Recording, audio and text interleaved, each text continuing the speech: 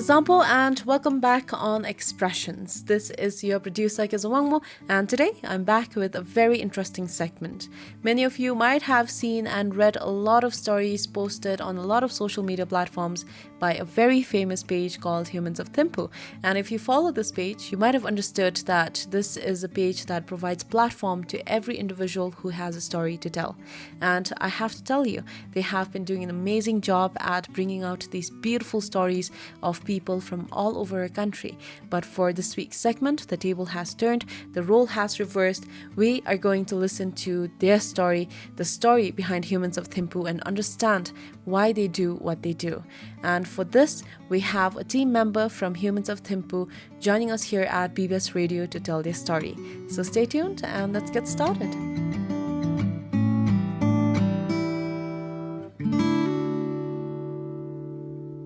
My name is Tishan Wangdi. I recently graduated from the College of Science and Technology, and I am currently waiting for my RCSE result. But meanwhile, everything was going crazy over the COVID. We decided how about we do something that can really help people in this difficult time, and that is to read inspirational stories. Earlier, we were a little skeptical. We thought maybe all the stories would circle around the current pandemic, but then it turns out that COVID is still a thing that affect us greatly. But then people's life, their stories are always going to be about their struggles that are quite universal, something that will always be there, whether there is a pandemic or not. So this kept us going, knowing that there are really good stories to be shared, really good inspiration to be drawn, and so many different learning experience, and ourselves engaging in this work of writing as actually makes us very it's a very gratifying experience. That's amazing, and I think from all the stories that I've read from Humans of Thimphu, it really reflects the passion that you guys have for what you're doing right now, and it's beautiful. So yes, thank you for all of those beautiful stories, and let's get to know a little bit more about Humans of Thimphu. Please tell us, who is the person behind this idea of Humans of Thimphu? Well, Humans of Thimphu actually is not really an original idea, and we'll not try to hide this fact that it's not an original idea, that there are other pages, that if you're on social media, then you would have seen Humans of New York that has been there for almost a decade, or I'm not sure, but I've seen that page a lot. And after a while, so many other pages from so many other metropolitan cities were coming out, and Thimphu is not any less of a city to us than it is. So what I always thought while I was still studying in college was that how about someone start Humans of Thimphu, and I would be happy to work for that. I would be happy to be one of the subordinates, working hard to bring out stories that can give other human pages in all over the world a little not exactly a challenge, but more of something that they could also look into. So when I first started seeing Humans of Thimphu, it has only started, so they have only brought few stories, and I was really overwhelmed at the same time, and I really wanted to know what this was about. So I actually DM'd them on Instagram and asked them, I'm really interested, how about you guys take me in, very useful, I work very hard. And then they said they will get back to me, and then a day or two later they said, would you like to be an editor?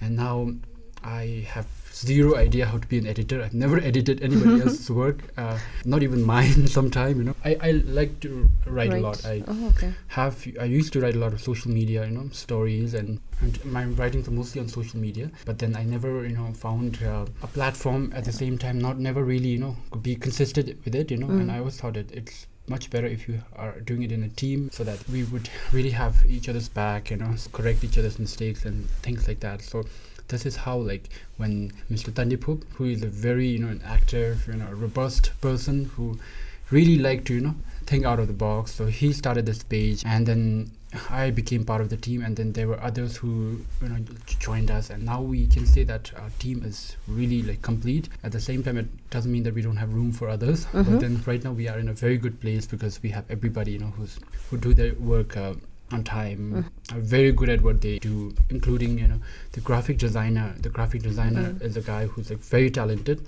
and then myself, someone who really like to go around and collect stories and talk to people. Then we have our editor and our writers who are all very good at this work that they do. Sounds like an amazing group of team there, and from all the works that we have seen, I think we can say that it's a team that really complements each other's skills and interests, so that's amazing. And yes, how many of you are there in your team right now, La?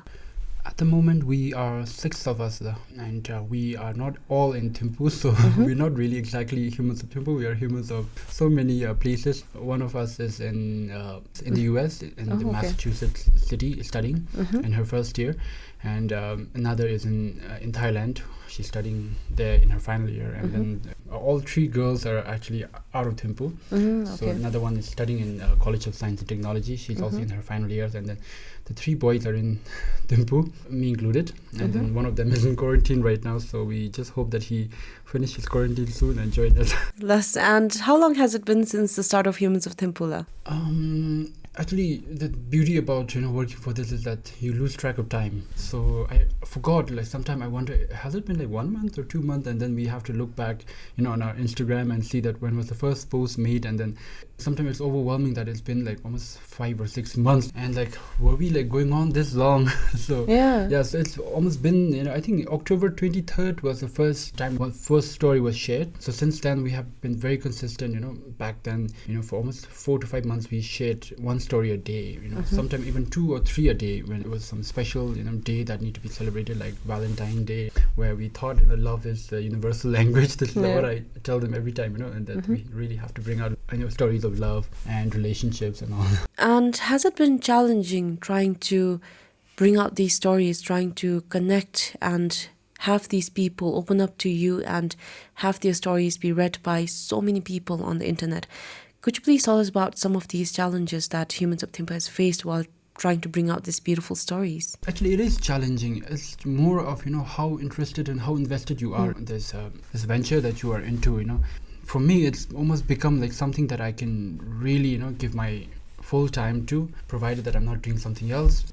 In a way, it has not been that difficult. In a way, I actually enjoy this process of, collecting stories, talking to people and making sure that they actually give us the story, And sometimes it's, we often talk about in our group meetings, we hold like once a month every time, and then we often use the word the law of attraction, and we say that if you really want something, if you really crave for something, this thing is, there's the universal law of magnetism or anything, it actually brings the thing closer to you. So this is what it is actually. We try so hard to look for stories, and in a way the story actually come to us in such a magical way that sometimes we ourselves are overwhelmed with how did this person find us, and how did this person think that we could do justice of telling his or her story. So yes, but there are challenges. Sometimes we don't want to be just another social media page that shares stories when they have, and when they don't, they just go off. We are more like, if we have stories, well and good, we would just write, edit, and curate it and then share it. But then if we don't, then we really have to go out there and look for it. So there was a time when it was an international day that celebrated, especially abled children. So that time we were trying so hard to get a story, and then I had to call like people, each number that I got like 10 or 15 times, and they didn't pick up because for some reason I think they were busy. It was a very short notice for them as well, and we have to post our story at 9 p.m. and then it turns out that we got the story at 9. We only have 1 hour, should we do it? And they said yes. Then I was interviewing the person, and the person was giving his answers, giving his stories, and then one person was transcribing it, another one was editing. So that was the time when we had like the most shortest time to write a story, and that was like just 1 hour. At 10 we made the post, and that time I was surprised like how I could be that driven and how my teammates could be so into this, knowing that this is not a full-time career for them, it's not a professional work, something that shouldn't be driven by deadlines. So this was how challenging sometimes it gets to get a story done. And yes, I also really want to know about this. How do you choose your stories? And I'm pretty sure you guys must have some people sending in their stories on messengers and on Instagram. So do you all have like a screening process or like a protocol that you all follow before you post the stories on your page? Since this is only a Facebook page, and an Instagram page, now we are on Twitter and we have our own website. So at the beginning, it could have been only like, there's a story, let's post it. Doesn't matter like what it says. Every story is good. We never know like what chord it can strike with people. But now we have to like be a little shrewd, in terms of scouting for stories and choosing them. So yes, but overall we don't say no to anyone, who's actually genuinely interested to come and share the stories, because we always think that there's something, a beauty, and that there's always a good part, a good story in every person. It's just that it depends on you, like me, who can actually talk to him and get the story out from him. And sometimes it could take from like 1 to like 4 or 5 hours of interview, just to get that 2,200 character words story, which is very short, like almost 300. It doesn't even come 300 words. Sometimes you can read it in like 1 minute. And so whenever people share the stories, they directly DM us on our social media handles, and sometimes we just there are so many people who actually just like to play around, prank on you, and sometimes they say that I want to share the stories, and then they share like 5 to 6 pages of writing, which sometimes is so hard to read through because the person has written it in a way that be like only comprehensible to them, but not to others. So now what we do is, whenever people say that I want to share a story, can you like share a very brief, like a brief of your story, and we would know like what is it about. If it's about a long story that talks only about a person's being dumped by his girlfriend, so we just ask them, so that we can go through this process of writing the story ourselves, and way back, I think when we were like in short of manpower, we would accept people in story written and send over to us. But now we don't want to face any sort of copyright issue in the future. We want to, if it's written by someone, then we want to give them full credit. Otherwise, then it has to be us who write, because there has to be a reason why we call ourselves content writers, and there's so almost like 4 of us who have to do that. So we take turns, and then we interview them, write stories, and it can sometimes be a very long process. Sometimes it's not so long, but at the end we get our work done. And yes, the next question, I'm really curious about this one. And also, when I told my friends that I was going to have Humans of Thimphu for my segment of expressions, they really wanted me to ask this question to you.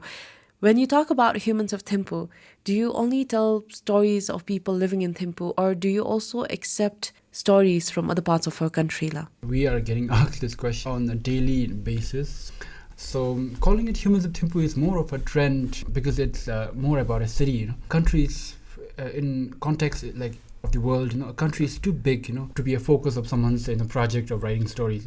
In Bhutan, yes, Bhutan is a small country. It's almost like it's even smaller than maybe New York City in terms of population. But a story is universal. A good story doesn't have to have a root, a place. But the idea was that earlier that we would call it Humans of Thimphu, so that because all of us are in Thimphu, we would go around the streets of Thimphu, ask random people if it's a vegetable vendor, if it's a shopkeeper, if it's a parking fee collector, we'll ask their stories, and this would justify why it's called Humans of Thimphu. But later on, it turns out that so many stories are like spread out.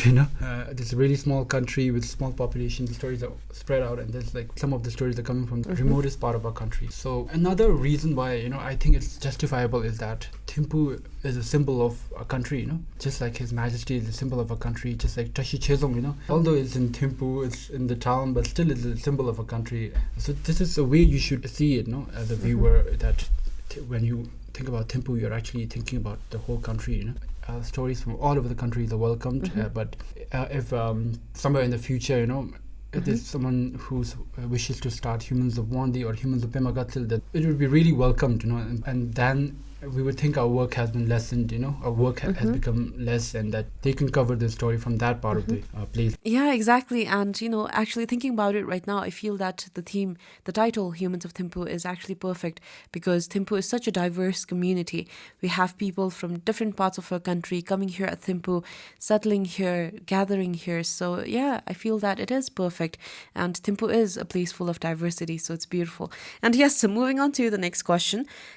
During this time of pandemic, how hard has it been for you to collect stories? Because this pandemic has been really preventing us from having this physical interaction with people. So how hard has it been for you to be going around and interacting with people and collecting stories during this time of pandemic, La? I'm a very, a traditional person compared to my other team members. I'm someone who do not believe in a phone call, to do a justice of sharing someone's story, to have a really meaningful conversation. Phone calls are for like very small talk. So I don't believe in that. But then I think COVID is also asking us to adapt to this new culture, to be able to do all your work online, and I think this has been a challenge for everyone, working from home sounds like a very fancy idea, but it's Yeah. very difficult, studying from home is so difficult, and the way this has affected us is that we were forced to carry out our interviews online. Sometimes we had to do it over a phone call, and internet calls are like not that reliable. So Yeah. when we do it over the phone, it gets so expensive. Yeah, exactly. But then during those days, I was lucky, that I had support from people who said, how about I recharge you for like 50, Yeah. so that you could do this interview. And that was so kind of people like them, because of which we were able to bring out a lot of stories. And during the lockdown, when we were actually at home, Yeah. that was the time, when it got so difficult. At the same time, we got some of the most amazing stories, and we could owe it to the fact that people were away from their normal routine, was sitting at home, and some of them were going through some really bad times in their life, and that the lockdown has actually enabled them to think on those things they were going, and then try to make like a personal amendment to their issues of their issues of mental health, of their issues of grief and loss. And I think that was a time when we got some of the most amazing stories. One story that I really remember was the story of this young teenager in her, I think she was 15 or 16, who was getting bullied online. It affected her in such a way that she almost had a breakdown and then started suffering panic attack. And that it was a really emotional moment even for us to actually know that such a person is suffering to that degree, when they should only be having Having the time of their fun. life. Yeah, exactly. They're still children, and it was also making us angry that how could there be people who's victimizing children. She was just a girl, and who people, actually adult men, were talking to her. This is a word, they call it grooming. They try to groom her. These things are something that Britney society doesn't know. We don't know that our children are getting approached by adult men. They are getting groomed into getting into a relationship, and grooming is by definition a very bad thing that can really be happening to our children. And this is something I really wanted to bring out. Yes, I think I was following up with the story. And right now, you just mentioned that you were really angry when you were writing the story. So how hard is it for you as a writer, as a content writer of Humans of Thimphu, how hard is it for you to just keep aside your emotions and just tell their stories? Because from all the stories that we read on Humans of Thimphu, it is just the stories of these individuals that are featured on that particular story, and we don't see any opinions, any point of views, or any judgments made by the writer. So how hard is it for you to just keep aside all of your emotions and just focus on their story, just focus on telling their story? Actually, it's a very hard thing, and sometimes we, in a very absent-minded thing, we actually end up doing that, give our opinion. And this, this is when editors and all other team members actually come in and tell them that this is their story, and sometimes the intention that you have, to express something should be done through the stories and not really through an opinion, because if you really want to give an opinion, then this is not really a place. We have to do it through stories, Sometimes lessons should be through a story and not really about, someone giving out a monologue. This is what I think, and like you said, it's very hard, when you're really angry, filled with emotion. But then sometimes this emotion actually comes out in the form of, an artistic side to you, where you are able to write the story in such a way that, it's not just a normal writer, but it's more about, how do I say it now? It comes out very, powerfully. This is sometimes, what I experience, and I sometimes feel so lucky, that I'm able to do such things. And I'm sure it's the same for my team members as well, There are times when I'm done interviewing a story and nothing happened. And then when I sit down to transcribe it or write it down, I end up crying. I have to cry, because the emotion is so strong for me that it, it actually moved me so much, And but still, then we try very hard to keep it, the person's voice, because as a writer who's writing someone else's story, it's very important to preserve their voice and not really dilute them with yours. So we do that. So in a way, we're not much different from a mainstream media and a journalist. Yes, very true. I agree. And I think as a writer, you cannot afford to overwrite, and you cannot afford to mix your emotions with their stories. So although it sounds very hard, it is very professional as well. So yes, on to the next question. Why do you think it is so important for us to know each other's stories, even though it's a stranger's story? Because I feel that in this digital age where we have so many sources of entertainment and such limited attention span, why do you think it is important for us to take a little bit of our time and read these stories? Why do you think it is so important to know each other's stories?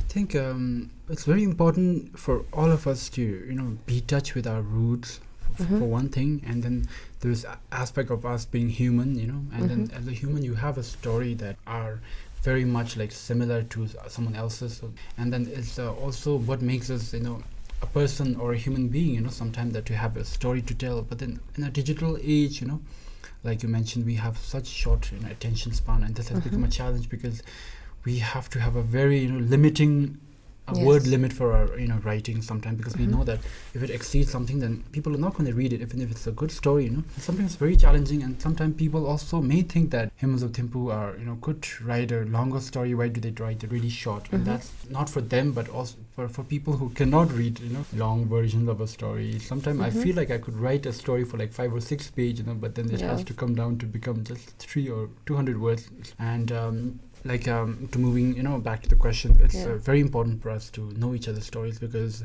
this is how we will be aware of certain situations, certain issues, certain kind of values that other people have. Sometimes it's not always a healthy thing to be on social media and not do something useful. You can actually do something useful by being on social media.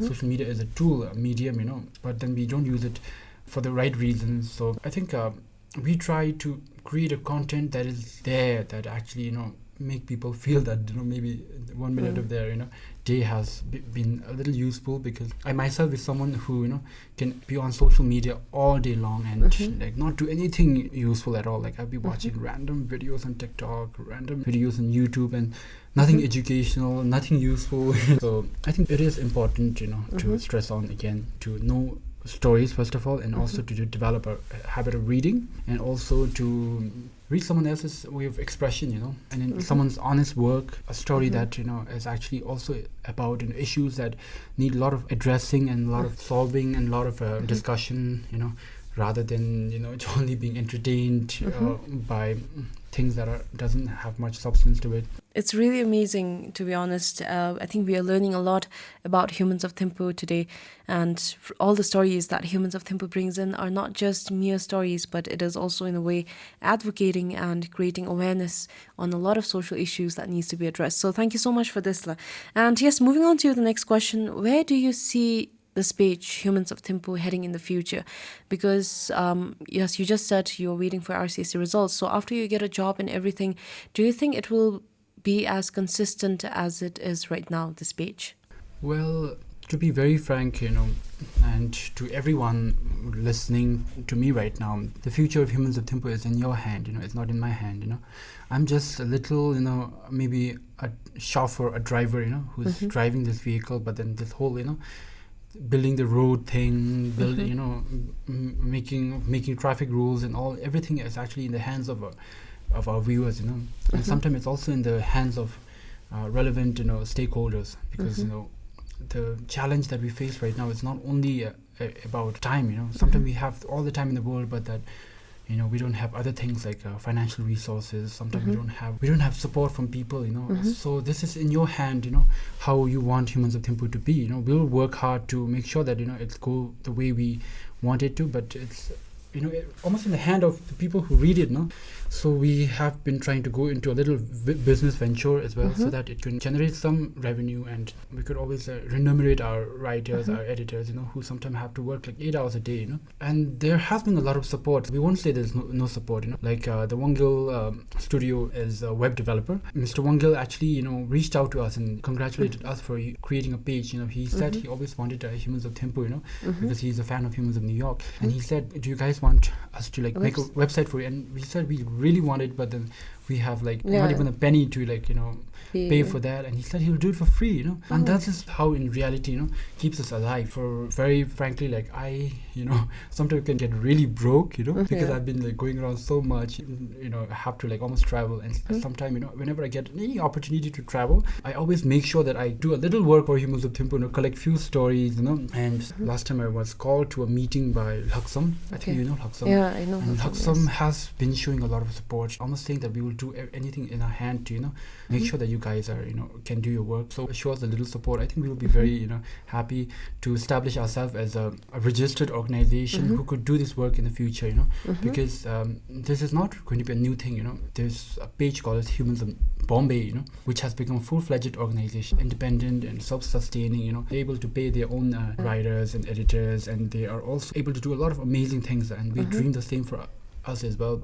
I have been going around with a proposal and asking people to, you know, help us, you know, sponsor a few stories, you know. Some stories are like really good, you know, and their themes and their, you know, the subject could really be in line with the, you know, values of your organization. And we have been successful, but in a very, you know, slow pace. And that Laksam has actually, the Bhutan network for people living with HIV, has helped us do a story on a subject that is, you know, that really conforms with what their value. You know, we did a story on a person, you know, who was a transgender, you know, and a transgender person, her journey of coming out, her journey of being, you know, a shy, you know, boy that has zero self-esteem to becoming a proud transgender, you know, who's able to, you know, advocate for the rights of her peers. So Laksam has actually, you know, did that, and we celebrated International Day of Transgender Visibility. So on that day, they helped us bring out this 5-part story of a transgender person, you know, and they said they actually sponsored it. So when a group of young people do that, I think the support is really needed. We're really hoping that we will get it. So yes, we just talked about the possible future that Humans of Thimphu could have and the kind of support that Humans of Thimphu needs right now. But do you also have any solid plans put in place for Humans of Thimphu to see this future? Are there any plans on starting out a magazine or maybe monetizing your content? So is there any plans as such, La?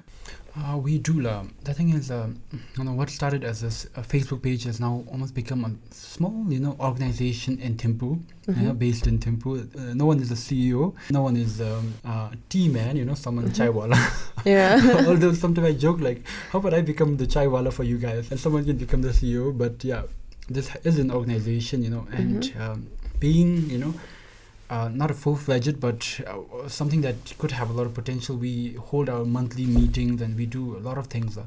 We catch up once a month over a Zoom or a group chat call, you know, a group call where we do a lot of discussion. We'd come up with a lot of brainstorming, and, you know, we plan a lot for, you know, a distinct future. And we are currently planning for a book.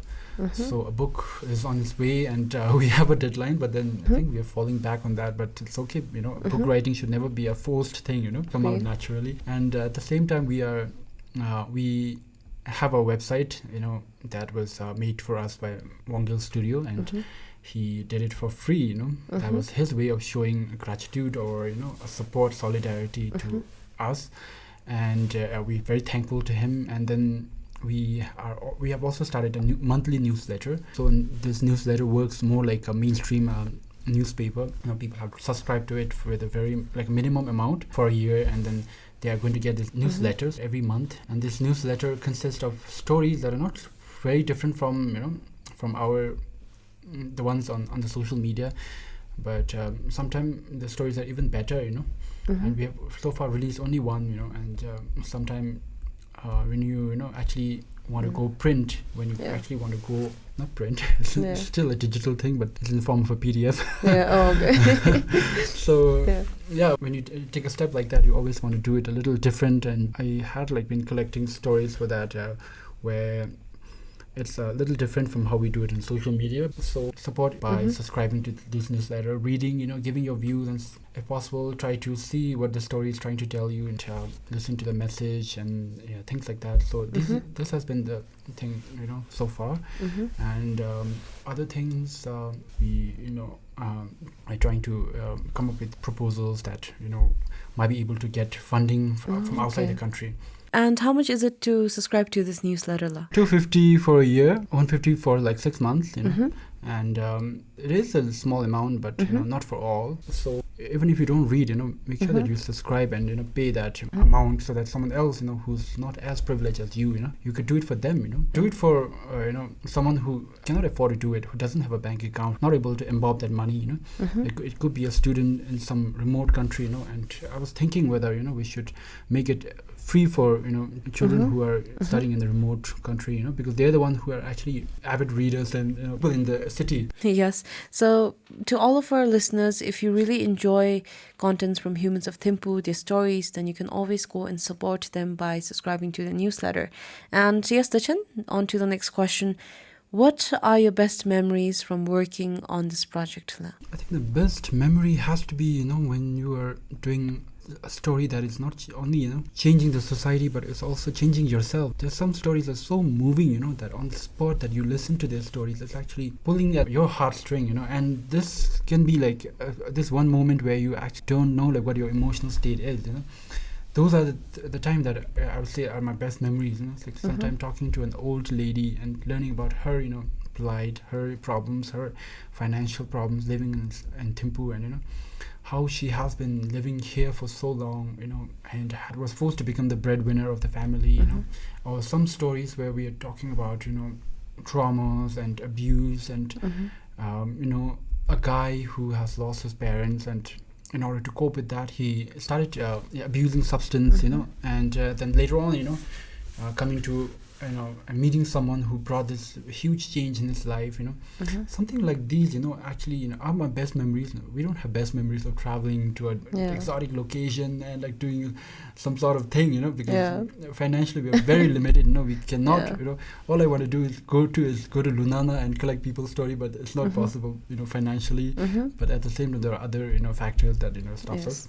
Yeah, but these are the best memories for me, and sometimes talking to people, is like reading a book. There's another page called as Human Library, and I really love the word, human library, because human beings are a library, not a book. We have so many stories, so many stories on different themes and this and that, and sometimes it's also very limiting that, we only have to like ask one single story from a person, and there can be so many, Yes, and I think listening to you right now, we understand that you have had a lot of learning experiences, a lot of emotional experiences. So could you please tell us more on how working with Humans of Thimphu has changed your life and the way you look at it? Actually, it has, I myself has been a person who was not in the best in the state mentally, I was also going through a rough patch in my life, and that has nothing to do with my family issues or nothing, my families are very supportive, and they have been, I was trying to finish up my college, after, and it took a while because I was studying engineering, and I found it really hard, and I couldn't graduate in time, and then there were times when I actually questioned my whole existence and said, am I good for anything, Of course, I did like a little writing, but someone told me that, it's not enough, anybody could write, you need to have a real job, things like that. And with all those things going on, I managed to graduate, and then later on, then I told myself, am I going to become, get into a job and then do what everybody else is doing, or should I do something, different, something that can really be fulfilling, even if, it's not going to be Pay the enough bills. to pay bills, Yeah. Yeah, but then later on I realized that, doing something that you like necessarily doesn't have to be, limiting financially, A lot of people say that, you cannot, live off your passion or things like that, but I think it's not true. Of course, it's not going to be all, roses and whatever the phrase is, but it's hard, but at the same time, I think when you really, get into that, it may not be that hard as well, So if, anybody of you is and trying to find something in an art or in a passion, just pursue it, because Bhutan is, of course, we are not even a million population, but still we are a changing society, every now and then there's going to be a new opportunity, and I also feel like if you're doing something crazy, you could be the first one who's doing it, there's a lot of chances that it's going to become successful, Exactly. And I think as long as you do something that you love, you can keep yourself alive, right? Exactly. There's a phrase that says, do something that actually make you feel alive, And sometimes, this is a simple thing, people read our stories on social media. They may not see much, a craze or much of, a huge burst of energy to that. But to us, it's really matter, like, what is the reach of the stories, how are the comments and how are the feedbacks and how are people reacting to that, and it matters a lot to us because it's a work, it's the effort and the time that you put into bringing their stories to all of these people, I think that's a lot. So talking about that, I also want to point out to this thing, it's sometimes I feel like it's almost the elephant in the room, but our society can be a little insensitive, can be a little close-minded, and we could also suffer with the trying to see things the way they are, and without, using our own judgment, and that can be harmful to people, harmful to the society. And that is when we do a story about a women, this is just an example, necessarily it doesn't have to be women, but, but then when we do a story about women who suffered, sexual harassment, in school, the story could be received in such a bad way, we actually receive people, giving rape threats, to the women, and these are random, they call it fake profiles, people who are actually able to do that, and this is really sad, because someone's, using all their, guts, all the courage they have ever had in their life, to tell a story, to create an awareness. This was a pure example of wanting to create an awareness on, sexual harassment happening in the hands of their teachers, and school, back in the days. And this was received in such a way that people have actually, questioned, first of all, integrity, but at the same time, some people have actually, poured on a lot of hate for the subject, for the victim. Exactly. Even if it's happened, how dare you talk about that, how dare you, attack on this sacred institution of education, which is crazy, because of course it is sacred for us, education has given us so much thing, but there are some things that need to be fixing, and if you're not going to talk about it, then how do we do it? Yeah, and in a way, Humans of Thimphu is exactly doing that, risking our own rapport with people, our readers, to bring out such stories. Sometimes I, even think that we should take a step back. We cannot share these stories because maybe our society is not ready. But at the same time, if someone has shows this much courage, a lady of all, women is doing that, then we cannot, we have to support her, and this is what we do. Actually, we really did a story on that, and the story was done in such a brave way because we actually used the real picture of the lady and women, and her we wrote the story in right? such a detail, so that people will not be able to pick on to and say that this is false, but still it's very hard to convince, and I don't know sometime after getting so much of negative feedback that this has done any good or not, but even though if it's not, we still vow to bring on more stories like these to actually educate people, and there are some damages which always will come along. But then I think the bigger picture is that we need to create a safe space for everybody, including women, children, from any sort of harassment. Yes, exactly. And I really think that it is very brave of Humans of Thimphu to help all of these individuals bring out their stories and help them communicate with all of these people who are reading their stories. So it's amazing, and I'm really looking forward to Humans of Thimphu bringing in more stories of love, of success, of failure, and just stories of all kinds.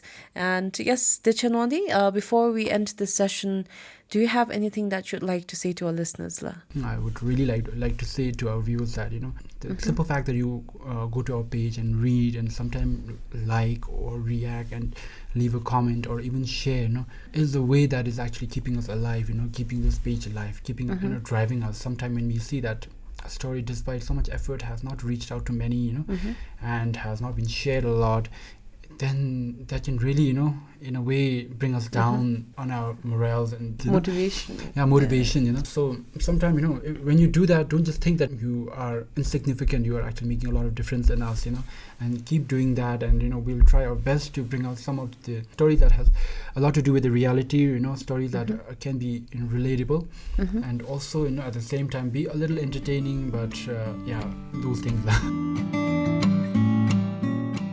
And with this, we have come to the end of this week's segment of Expressions.